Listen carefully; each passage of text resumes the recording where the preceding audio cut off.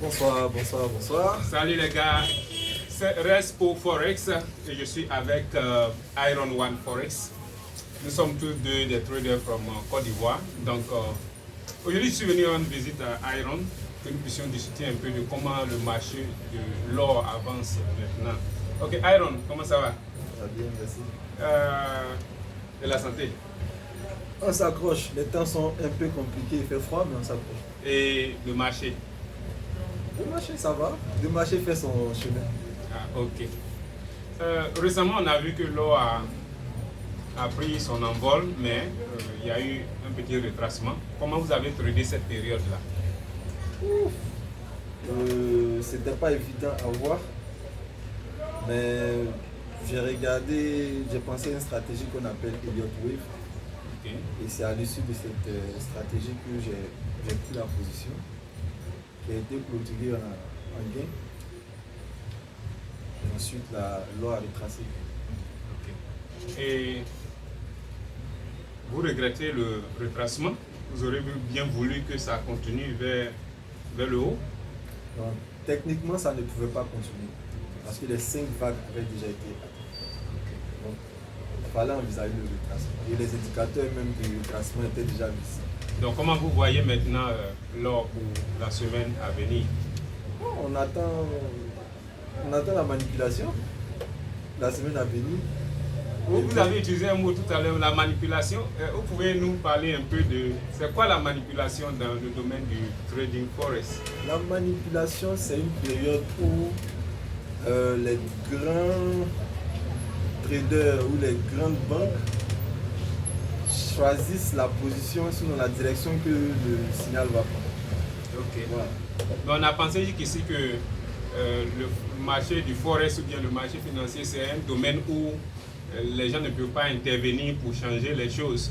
Et ça dit que c'est possible aussi, le marché forex, pour des individus de changer les choses.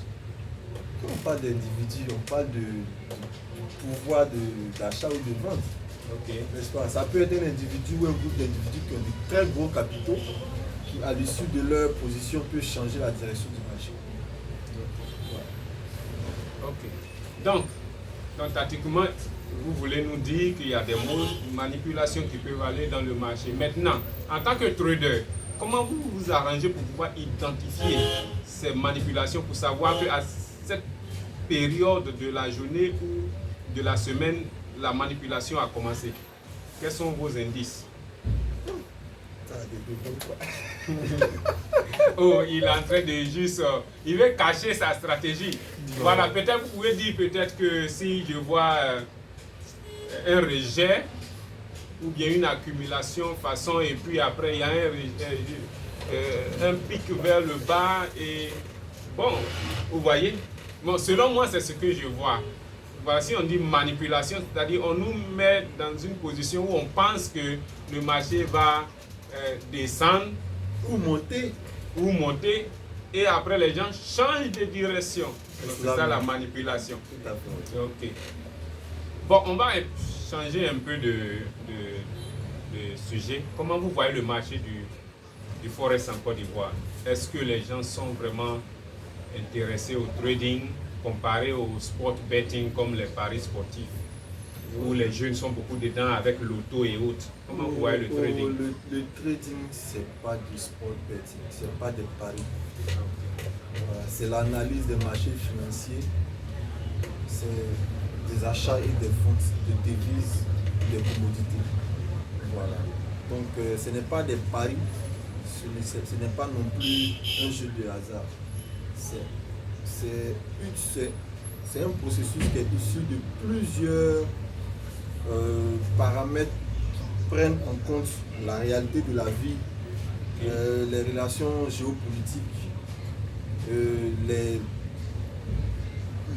mode, le type de consommation à une certaine période donnée